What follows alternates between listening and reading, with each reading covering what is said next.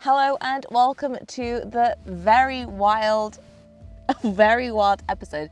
If you're watching this, you can see I look a little bit disheveled. I always say if you are watching this, I should really say if you're listening, imagine like a very disheveled version of myself. I knew part of the biggest challenge for the wild episode would actually be recording and showing up. And I'm going to be honest, once again, I'm really tired and I was looking forward to recording, but also I'm just tired, to be honest. So I hope this episode is going to make sense. Please subscribe, rate, review, do all that wonderful stuff. And just to set the scene, I am now in Senja, which is Northern Norway. And I was going to have this beautiful backdrop, white sandy beaches, sunshine and wonderfulness, and yet we are in the back of my car / my bedroom at the moment, as this is currently I am road tripping, wild camping, sleeping in my car around Norway. I have to say, it doesn't look glamorous by any stretch of the imagination, but I am loving it. This is like the perfect setting for myself and for Woolfie. She does not sleep in the car. Unless it's raining, then she does. Or if there are sheep, because they push their heads into her head and she doesn't like it so much. Actually, I don't think she probably wouldn't mind that, actually. I would mind, because I'm not sure. She's good, but you just never know. And they even like push up against the car. I woke up and I thought someone was like doing something a bit weird to the car. And yet it was sheep that were like, I think, scratching themselves on the car, which is shaking the car. And when you're on your own and a woman and it's at night, I was going to say it's dark, but it's not that dark. And then your car suddenly starts moving quite significantly. It's a bit scary. So there we go. That's why she's also in the car with me, or outside, and we just have the boot open, as this is also Norway. So yes, we are in Senja. Today's wild episode is, however, not about Senja, Northern Norway. It is about last week, which was, I have to say, I've had the most fun I've had, I think, in like 2 years, which is insane. I keep doing these podcast videos. I never thought I would be someone who would do Botox, and I still never will. But I actually, if you are in showbiz or the entertainment industry, I get why you do, because I raise my eyebrows and my there's like 10 wrinkles. I'm only in my early 30s, that's off to a good start. Anyway, today's wild episode, I am not going to edit this at all. I'm going to be really brave because it takes a while to load, it takes a while to edit, and I'm going to be perfectly honest. This is about showing up imperfectly, the wild episode. Also, I don't really want to edit, and it takes a long time, and I'm on a road trip, kind of on vacation, and I don't want to do it. So you're really getting the raw and authentic and honest and just unpolished version of myself. On that note, how have I stayed wild? I was in Sogndal, rainy, dreary, grey Sogndal, really not enjoying June. And I was like, I have to get up north, but I was also not that much looking forward to going up north for a holiday because A, the weather didn't look that great up here, but I was optimistic it would change. But also I didn't want to come on my own. So I booked something called Træna Festivalen, which is a music festival up on an island, which is a 2.5 ferry ride from Norway. So it's really remote in the middle of the Atlantic on an island called Træna. Again, Norwegians listening are going to be cringing at my very bad Norwegian, so please forgive me. Hopefully it will get better, but we see. So I went on my own to a festival, and not only did I go on my own to a festival, it's about following your wild, living your wild life. On that note, I also just didn't feel like drinking. So I went to this festival on my own. I kind of knew one person from the Stolen misadventure, if you listened to that episode a couple of weeks back. So I had one friendly-ish face, well, a friendly face, but we just met, lost on a trail. And then he was tagging along with some friends. Then I was able to meet some other friends. Otherwise, I knew no one. Absolutely no one. But I had my dog, Woolfie. So very grateful for that company because then you're not so alone. And then I just had the best time. I can't tell you. Well, I'm going to tell you actually. But then I also decided I was on my period, so I wasn't feeling 100%. I actually did a hike before I left, got the ferry over. I did a hike. Really been wanting to do this hike for years. It's called the Seven Sisters or Seven Sostra. Again, sorry Norwegians. And I started doing it. The weather wasn't 100% brilliant, but it was good enough.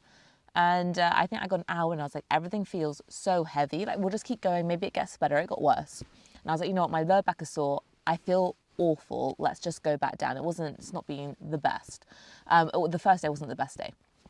But it's a lot of releasing going on at the moment, as that's what our period's going to help us women do, is release the stuff from that month. So I love it for that. So anyway, we came back down after an hour and I was like, okay, I'm just not feeling it. And then, I don't know, my head just isn't really, the capacity is full. It's just been a lot to leave with work, getting everything ready. So I didn't book the ferry. So then I couldn't get the ferry I wanted. But that was actually really, really good because then it gave me an extra basically day to then do the hike I really wanted to do the next day when it was actually much better weather and I felt awesome. So then we did the two hardest peaks in 8 hours. I don't know how people do that in 12 hours. Maybe if I'm not on my period, I'll have more energy. But they were intense. But we went up and down 8 hours, freaking phenomenal time. Got the ferry over to Træna. Met a couple of people on the ferry, which was nice. Again, Norwegians, when you take them out of the city and into the country or into festival, they are the nicest and friendliest people. Basically slept that evening, and I slept most of Thursday, like the first day. I think that was the first day of the festival, slept a lot of it. And I'm coming out of my stupor when this guy comes over and I see them, they're on like the teepee above me. They have like a great setup with balloons and everything, so it's one of their 30th birthdays. He was like, hey, do you want a burger? And I was like, I would freaking love a burger. And then from that moment on, I had so many friends. I was making new friends. And we just had a blast. I was dancing all kinds of music from like these phenomenal badass female heavy metal band.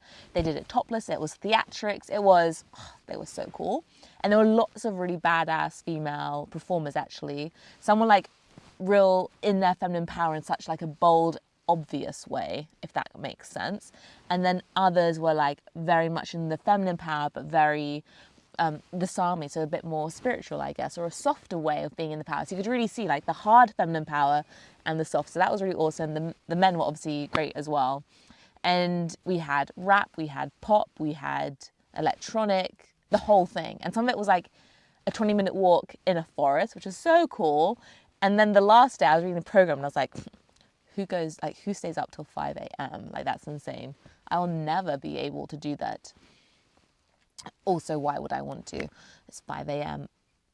Oh, I stayed up till 5 a.m. It was the best. So they have a little chapel on Træna, on this like crazy tiny island in the middle of nowhere.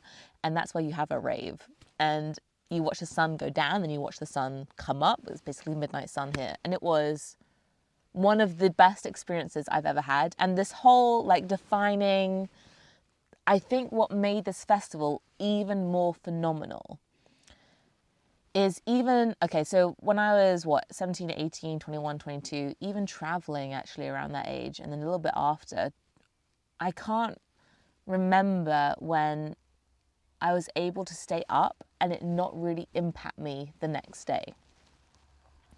This festival, regularly going to bed at 2, 3, 5 a.m., having like 5, 6, maybe hours sleep, and then getting up, and I felt so good. I felt so energized. And I was like, oh my God, I can actually do this. And this is insane. Like 2 years ago, severe depression, fantasizing about suicidal depression, extreme pain, extreme fatigue, just not wanting to, it's so crazy, like not wanting to get up or do anything, just not having the capacity, just having, it's actually even difficult to remember. I just remember being in hell for so long. And then with the chronic fatigue syndrome, again, being bedridden with that, just having heaviness. And even the years between that, like they were always so traumatic with this crazy shit happening. And I look back now, it's like, actually, I don't think I ever really I did the Ironmans though, but I was always being told, you know, don't overdo it. You're overdoing it, don't overdo it. And I just don't remember a time in my life, which is so insane, but it's also so cool for me. Whereas like, I can party with everyone else and I have the energy to do so without any dips, without any pain, like wearing the clothes I want to wear. And this is like, you know, bare minimum. Like this should just be standard, that you can wear what you want to wear when you want to wear it, have the energy to do what you want to do and not be inhibited by that or your health or your well-being. And this festival just put the cherry on the cake that I did it. I've got my health, mental and physical, to this place where it is actually unshakable. And also I was able to listen to my body, give it the rest it needed, and trust that it was keeping me safe and that it was keeping me thriving. That was really cool. There was no like, oh, is this a symptom coming back? I was like, okay, it's just where it is, and that's fine. And so the whole festival, basically, I was on my period, which is, again, I was a bit like, oh, but it was absolutely fine. And I have to say, one thing about this festival is the toilets were always immaculate, which is crazy for a festival, and there was always toilet paper. So compared to other events I've been to, this was the most feminine friendly. Like it was always just like, oh, this is nice to be here, but that's like the wrong expression. But it was just wonderful. And then what I love about following your wild, it can be these really big things, right? It can be big life events that we're choosing, that we're trusting our intuition on. But when you're at these kind of events with the festivals, it's like trusting your intuition around people. There was one male who became uncomfortable, very uncomfortable actually, especially towards the end. But what was great is I was like, okay, this is uncomfortable for me. Instead of being the people pleaser and being like, oh no, it's like, it's okay, like don't worry, I was like, fuck this. And I was just able to remove myself from that space and not feel guilt and not do people pleasing. So I was like, this is uncomfortable, you're crossing the line for me.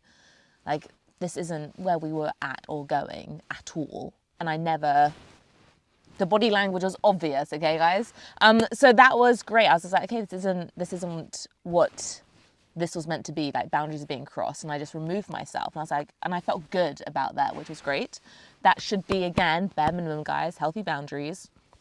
And it's trusting your intuition around people. It's trusting your wild around people. It's trusting that you're doing things that always feel good. Like if you're listening to music and like, this is my vibe, I'm going to vibe to it, then awesome, you do it more, right? But then if you're listening to music at this festival, like, actually, this isn't for me, it's like, great, well, what do you want to do instead? Do you want to go chat? Do you want to go meet new people? Do you want to go back to your camp? Do I want to go say hi to Woolfie again? So it was just such a wonderful time just to be so in flow and so connected to my wild self, and having the music enhance that. And again, I didn't feel like drinking this festival. I did one sour shot because they taste like sweets and I like sour apple. And I had one whiskey over the 4 days, like a small one. And that's because if I'm going to drink, I love whiskey. And this was a local one, again, on a tiny, tiny island with a great story behind it. So that was just so enjoyable. But otherwise, I was like, I'm good. Like, there was sparkling water I had that was flavored. And I was like, this is what feels great for me. And I have no issue with other people drinking, you know, you do you. But for my intuition, following my wild, it's like, this just feels so right for me. And I think it really helped to maintain the energy. And I knew coming off the festival, I didn't want to be, and actually Squash and I spoke about this in last week's episode, I didn't want to ruin myself or really party myself into the ground. But then maybe that's a limiting belief. But I wanted to come off the festival feeling good still. And that really helped me achieve that feeling, because then I was going to travel around Helgeland, which is a collection of islands south of Lofoten, north of Bergen, if you're looking and you know a bit about Norway, if it's on the coast. And I was going to do that. I wanted to do that last year and I couldn't do it. The year before I wanted to do it, couldn't do it because of health stuff, blah, blah, blah. But this is where it gets interesting again. Following your wild, trusting the universe is working for you, not against you. Life is working for you. And it turned out I booked completely the wrong ferry home. So I was like, okay, universe, like, and then one of my new friends, he was like, okay, well, I'm driving up north. I was like, great, maybe I just drive with you. Maybe we do this, all of the 7 sisters. And I was like, yeah, I'm up for that. Anyway, so I'm like, please, please, please, universe, get me off this island on this ferry. And there were so many people who had bought tickets, which I was quite surprised when. I was like, oh my God, what's going to happen? He's like, okay, well, I'm going to get on. And I was like, well, you have a ticket, of course, go, go, go. And we're like keeping our fingers very tightly crossed that I would also get a ticket. And I was like, you know what, trust the universe. Let's hope it works out in the way I want it to, but if it doesn't, then trust that it will work out anyway. And of course, one more night on Træna, what a disaster. Got on, turned out there were 63 places, so not, there was like no need to stress at all. So that was awesome. Got on the ferry, got back, then we stayed the night at the bottom of the 7 Sisters, woke up around 7. It was already baking hot. It's going to be 30, 33 degrees that day. And I was thinking, with Woolfie, that's a bit too hot to go hiking actually. And then he woke up feeling terrible. I wasn't feeling 100% because we've obviously been partying till 5 that morning. So like, let's just drive up to Lofoten. So we just started driving. I was like, this is going to be so fun because now I have someone to do it with, the journey with, which was great. Driving up and I was like, okay, maybe I go to this place in Helgeland. I was looking around, wanting to do it for ages. And I was like, I'm just not feeling it anymore. And it can be a bit, not scary, maybe scary, but it can be like, oh, like I planned this trip all around Helgeland. I'm not going to do it anymore. Maybe you feel guilty or maybe you feel like you should be doing it or there's some FOMO going on. I don't know. It's like sometimes it's hard to drop a plan that you made and that maybe you'd even been dreaming of for a long time like I had. And I was like, you know what? No, it doesn't feel good. When I say yes to something, I feel expansive. So what is feeling expanding, exciting, and joyful? And I was like, I want to go up north. I had a friend who had a house. Maybe I could stay with them for a while. Turned out he was then away, couldn't do that. So I was like, okay, well, Senja, the weather is phenomenal. Also, it's cooler, great for Woolfie and I. Well, for Woolfie, but still hot, like 20 degrees. It's cold. So, like, fuck it, let's go to Senja. And that felt exciting and joyful. So we drove from 8 in the morning and then I pulled up to camp 12:30 in the evening to get the ferry across the next day. Turns out it's very busy in the summer. You wouldn't think that, would you? Very busy. I was lucky to get the next ferry. So coming home will be interesting. I think you have to start parking and queuing your car like out like the day before you want to actually get the ferry, which is crazy. There's so many cars, but less than Lofoten. So anyway, came to Senja and now this is where I am. So I just thought that was a really interesting experience. Maybe some of you are afraid to go sober for festivals, worried about what people will judge you. I didn't have any problems like that, no peer pressure, nothing. I was like, I'm just not into it right now, just don't feel like it. Stand in your power, don't feel the pressure, do what feels good for you. That is the number one thing. Do what feels good for you. Follow your wild self, follow your intuition, your wild intuition, and you can't go wrong. Sometimes it may lead you down a garden path. We're like, well, that was pretty shit, but then maybe there was a lesson or an insight you had to have in order to go down the right garden path. You never know. So that's how I say wild. Yeah, that was fun. And now onto my new segment, Wild Adventure Stories. And this arrived in perfect timing. It was actually, this gave me the idea for the segment Woolfie has now woken up. So this is actually a client of mine who is doing the Rise of the Wild Woman. We've worked together for years. Okay, so she has just done, Race to the Stones, 100K race in 36-degree heat, which is crazy. And she actually sent me a video, which I'll put onto my Instagram, because it's her being like, I've got this. I've got Adelaide in my head, talking about my Norwegian triathlete that won Norseman. So that's about Alan Hovde. And when this goes out tomorrow, I'll also post this in the stories, Alan's story and what we did together. He's so cool. Go follow him, check him out. such a badass. So she was like, all this whole race, I was just thinking of what you were saying about this athlete, how he won. And I just had you in my head, like coaching me. So she said, I was super happy with the race. The lesson I learned were I did what I could in the heat. My feet were so hot, they were swelling up, blistering, even where I'd pre-taped, that was causing problems. I wasn't worried about pace or time, just moving in the right direction and looking after myself. Love, love, love. It's a massive mind shift from a few years ago, around the time when we started working together. No race is ever the same, and you can't even compare year on year. I've really enjoyed training, haven't injured myself, and have other adventures planned.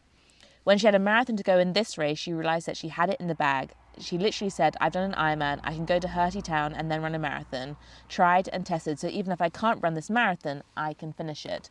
What I love about this is not only did she have an enjoyable time, maybe more type 2 fun, but all of her focus on how can I make this experience enjoyable? How can I get through it? And it's all about the journey. And then just getting to the end destination, but knowing it's all part of that journey still. I love it. So thank you so much for sharing your story. If you'd like to share with us your adventure wild story, please do. I would love to celebrate it with you, like I did with... I was going to say the name, but I'm not sure I can. An alias. What alias? Oh, I'm terrible at this. So many people come up with such creative names. I guess it doesn't matter. But yes, well done. Congratulations. Love this. We're cheering you on. Looking forward to hearing about your next adventure. If you would like to submit your adventure story so we can celebrate together, inspire, motivate us, see what's working for one person, what can work for us, then please send them in. The link to send in the dilemma and the stories is in the show notes below. And then I have one question to answer. Okay. One of them is quite deep. It's about why do I keep attracting emotionally unavailable men or partners? That used to be my pattern, actually. Although, I'm still great at that. Maybe I do a whole one on dating. That could be quite fun, about what I've learned and the questions I ask. Because I don't think there is a... I feel dating is more about asking the right questions. I mean, life is the quality of your questions equals the quality of your life. But when it comes to dating, I really think it's about spotting our patterns and choosing to break them. So maybe I do a episode on dating. If you like that idea, let me know in my Instagram DMs. Okay, how do I break this cycle of burnout without losing my edge or ambition? I have spoken a lot on this, but what I really liked was without losing my edge. We had such a fabulous guest on the first ever guest of the Staying Wild show, which was Madison Rose, and she had such a wonderful quote, and it basically said, if you round off your edges for others, then you're losing your edge. And I think that's really important for burnout. Burnout comes across because we're high performers, we're high achievers. We think that pushing harder, hustling harder creates self-worth and creates success and makes us stand out. What makes us stand out, what defines our worth, is knowing that we are valuable, knowing that we are worthy just by inherently being. This is one of the greatest lessons we can learn as humans. And you really have to know and trust that. Obviously, we're not going to... There's, highs and lows of that, but we've really got to believe that we are worthy and deserving just because we exist. Our worth, value, now I'm repeating myself, it doesn't come from how much money we have in our bank. It doesn't come from how much more successful you are than your other colleagues or vice versa. So it's really important that you don't associate and connect burnout and stopping burning out with losing your edge and losing ambition and losing success, because they're not tied together. Burnout, you can perform at your best while keeping your edge, well-being, soul, sanity, ambition, money, whatever it is you want. So again, how do I break the cycle of burnout without losing my edge or ambition? We want to flip that question. How can I perform with high energy and well-being to get the results I want. When we're asking how do I break the cycle of burnout without losing my edge or ambition, the problem with this question is it's not guiding us to get the result we want. We're still thinking that slowing down, burning out means losing success, losing ambition. It doesn't. We want sustainable power, like what I was experiencing at the festival. So it's really important you start thinking, I'm going to put this back on you. And actually, you know what? Download the Escape the Burnout Protocol PDF, link in the show notes, because I take you through 4 steps with about 10 questions at the end, which will help you break your cycle of burnout. So I'm not going to waste your time on here anymore. Thank you so much for hanging out with me. If you are struggling with burning out or burnout, if you would like to direct your time and energy in a more efficient and effective way so you can perform at your best and embody your best self, then also download my PDF, Escape the Burnout Protocol. It's all there for you. You're going to love it. And if you're like, Adelaide, I've already downloaded the PDF. I did love it. I have seen results. What's next? Then The Rise of the Wild Woman could be for you. It's my online self-study program, which will help you achieve your next career breakthrough in 35 days. Sounds too good to be true. It may do, yes, but go check out my testimonials and you'll realize it's not. Get you that breakthrough. Thank you so much for being with me and hanging out with me in my car. Maybe next week will be more glamorous and I'll find a cooler location. The wind picked up, so it got cold, but maybe I can show you. Ooh, ooh, ooh, ooh, ooh. Hold on. There we go. Okay, if you are listening, you'll see it's now very cloudy in Senja, actually. That's not like the white sand and blue sea beach I was on just a few hours ago, but dearie me. But now we're in the car because it's a bit chilly. So thank you so much for hanging out with me. We're now kind of on the chronicles of, I guess, my road trip around Northern Norway. I'm hanging out here for a few weeks actually, which is super exciting, taking the podcast on the road, taking the work on the road, and we just see where we go. I'm literally following my wild this whole time. So super exciting to have you with me. Thank you so much. Any dilemmas, any stories you want to share, in the show notes. Subscribe, rate, review, do all that jazz. Follow me, connect with me, Instagram, LinkedIn, YouTube. That's where I'm hanging out when I'm not in the mountains.